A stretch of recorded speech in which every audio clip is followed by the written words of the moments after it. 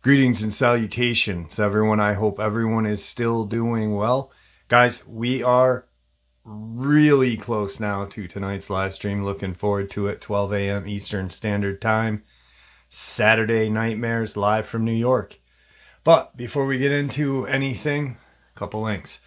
As many of you know, I rely on Patreon, PayPal, channel membership, and the merch to help the channel to continue to grow and go. Links to Patreon, PayPal, and channel membership is in the description below. Merch displayed directly under the video. Also, Dogman Frightening Encounters, Volume 1 through 3, the audiobook versions. They were written and researched by Tom Lyons, narrated and produced by me, Jeff Nadolny. Those audiobooks are available on Audible, Amazon, and iTunes, links to which are also in the description as well. And finally, last but definitely not least, if you'd really like to help support the channel to continue to grow and go, simply subscribe. It doesn't cost you a cent. Click the like button, takes half a second. If you don't want to miss out on any of the informative uploads I put out daily, click that bell icon, and folks, please leave a comment. Why? Well, because all these things really do help the channel to continue to grow and go, and yes, folks, they do matter. Now, everyone, I have taken far too much of your time. Let's jump in to tonight's final bonus, shall we? Today's first encounter. I was homeschooled for most of my life, and it was very hard to keep track of time for me at this time, and years often had little distinction for me, with no reason to keep track of time outside of a young child's countdown for important holidays and birthdays. I did not start registering what day of the week it was until I started public school at 15. But I do have clear memories of events I confirmed happened when I was 3. So I do feel I have a good recollection of this. I grew up on a farm that was sold by my grandmother over 5 years ago behind our backs to a farmer we rented our fields to after we had been promised the 114 acres my family had been taking care of all of my life. We didn't have much of a structure to our homeschooling, so it was often us doing things we could mark off as educational for the homeschool evaluator at the end of the year, which meant we only had to give her a sample of physical homework, and this my mother rarely had us do until we needed them close to that evaluation. I say all of this to tell you just how much time I spent in these woods. It was my gym, and I could head out and play or walk the woods and stalk or chase after whatever animal I came across all day if I felt like it. I was a stupid kid when it came to wild animals. I once tried to pet an animal I thought was a cat that I had cornered under our back porch step.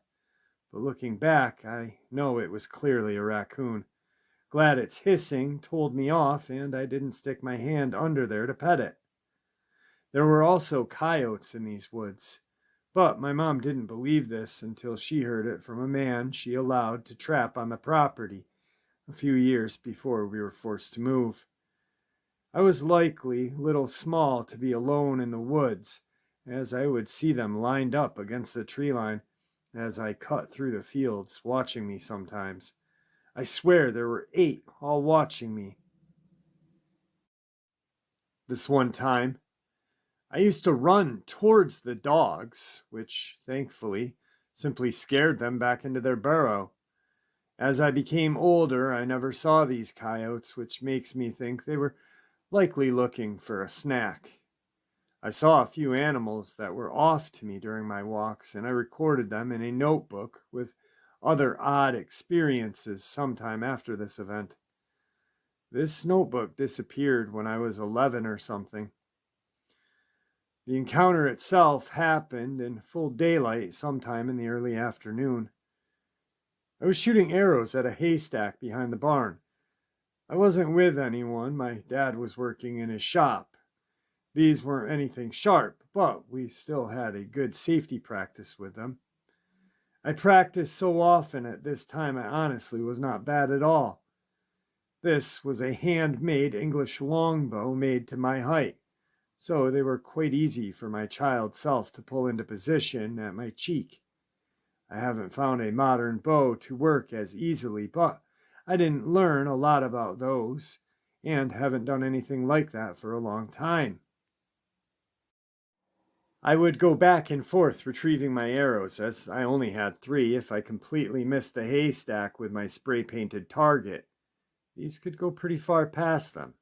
We had a pasture off to my left connected to the barn and a large field all along my right.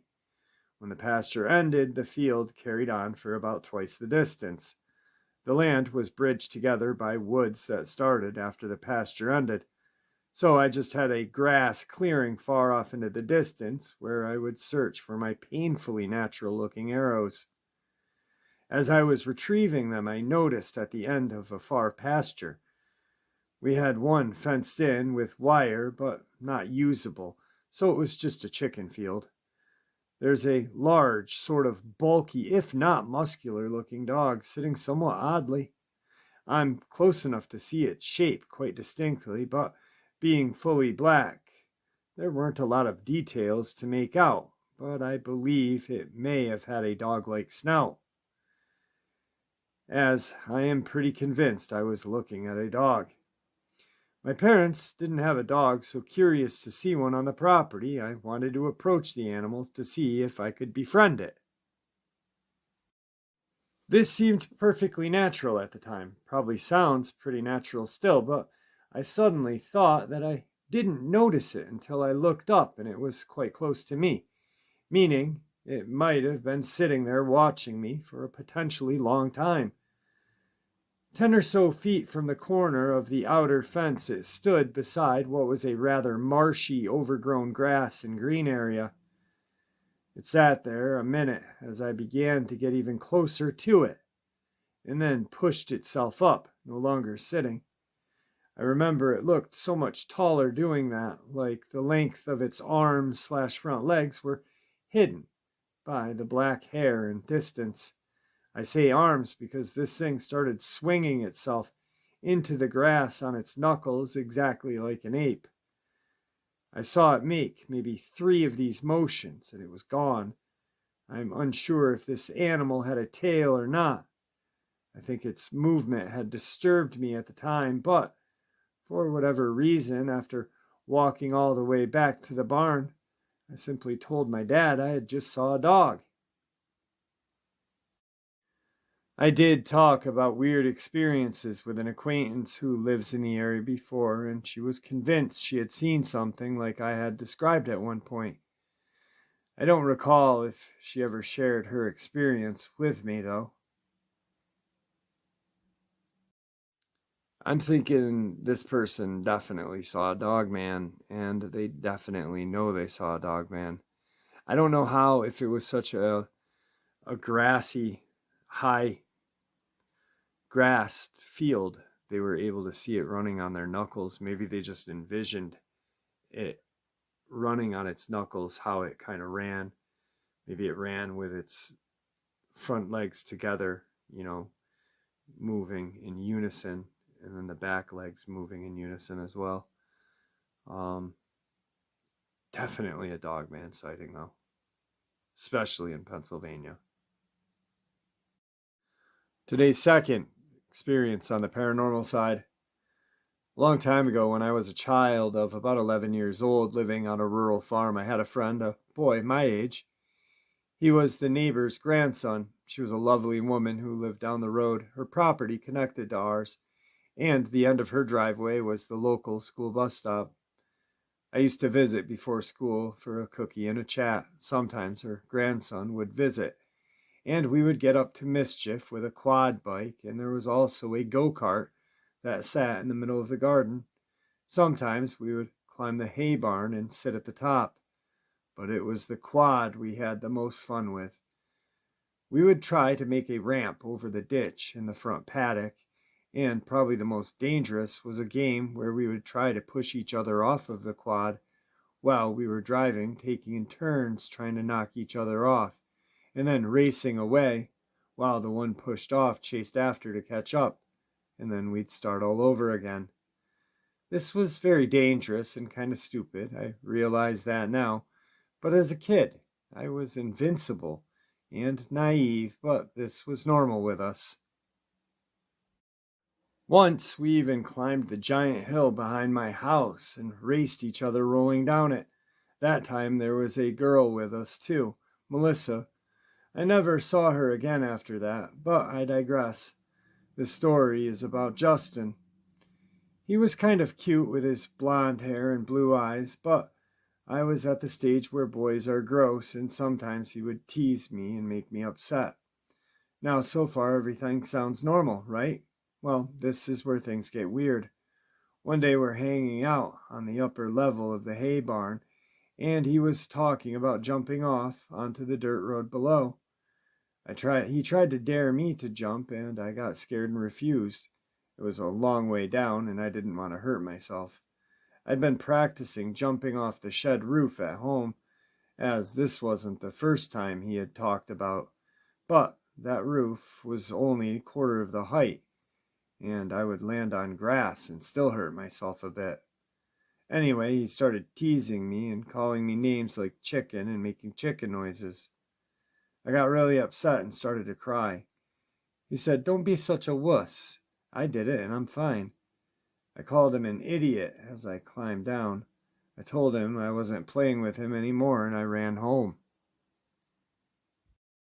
The next day I went back to his grandmother's to see if he would play with me, but I couldn't find him anywhere, so I knocked on her kitchen door and asked if she had seen him around. The look on her face wasn't one I'd expected.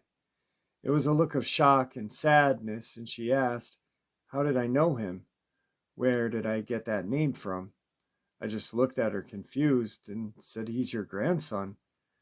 She gasped and invited me in, and once I was inside, she handed me a framed photo and asked me if I recognized the boy. I said of course I did. It was Justin. I was really confused by this point. And so she sat me down at the table and told me the story of how her grandson had died in a terrible accident years before we had even moved to the area. Justin had slipped and fell off of the second level of the hay barn, and he had died instantly, snapping his neck. At first I didn't believe her, as I was sure she had seen us around the farm. She said no, she had seen me running around and quite enjoyed me being there, as it made her remember the fond memories she had of kids running around, and since his death, there just wasn't any kids around. It was at this point I realized that Justin always called out to me when I was walking up the path to visit her, and then I would run off and play with him. We had sat and talked for a while as she wanted to know everything about what we had done. When I told her about the quad bike, she laughed and said he always loved that thing, but it had sat in the shed since the accident and would not run anymore. I also told her about rolling down the hill, but she had no idea who Melissa was. Anyway, it was getting late and I had to go home. As I left, I noticed the go-kart in the garden. It was not shiny red as I remembered it, but a rusted, faded orange with wheels half stuck in the ground, as if it had stopped working years ago. I asked her if that was his, and she said yes. She said she couldn't bear to get rid of it, so she just made it a permanent part of the garden. I never saw Justin after that, but I was always keeping a diary of sorts hidden under a bridge in a waterproof container with a pen, and every now and again I would discover writing that wasn't mine until I had moved out in a hurry and couldn't take it with me. Years later, I was going through my file and I saw Justin's name along with Melissa's, and my social worker had written that I had a wonderful imagination and that due to my loneliness and isolation, I had invented them as my imaginary friends, as no children lived anywhere near me. I know they weren't imaginary, as I remember them so vividly, and in the case of Justin, I wasn't the only one who remembered him. Also, How could I play such a dangerous game on the quad by myself? That thing had a cutoff switch that would have stopped the moment the driver got off. So how could I chase it unless Justin was driving? And also, how did I know how to drive it? As she stated that it doesn't run. Also, she is a smart, caring woman. She would not have let me do something so dangerous. So where did I go? Where she couldn't have seen me as I was driving around the front paddock, only a few meters from her house. So many questions left unanswered, but I do know this. I miss my crazy friend. Okay, so we have this road that leads from our town to a highway that has a McDonald's on it. So we have to go all the way out to the highway when the kids want McDonald's. One evening we had to go and get food, and we were coming back on the same 2-lane highway. And it had just gotten to where we needed headlights on. We were about a mile down and the truck was coming towards us. We slowed down because my husband and I saw something, and it's weird to try and explain, but it was like the size of a wolf, but whatever it was reminded me of the predator when he went invisible. We could see it, but it looked like the road and part of the grass. I had slowed down and I was looking at it, trying to figure out what was going on, and it turned its head towards us because we could see the cloaking thing shift. The truck coming towards us saw it also because it slowed down, and the predator wolf thing shot across, and it just looked nuts. Just like when the predator moved in the movies, how you could see it, but you couldn't.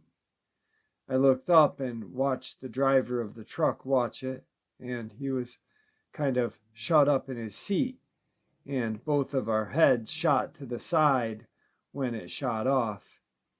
We all just sat there. We slowly pulled to each other, and I was hesitant to even roll my window down at that point, but thought, well, it's going to go through his truck to get to us first. The driver of the truck said, "What was that? Did you see it try and hide what it really looked like by trying to blend in?" That's when I knew it really did have a cloaking looking thing going on.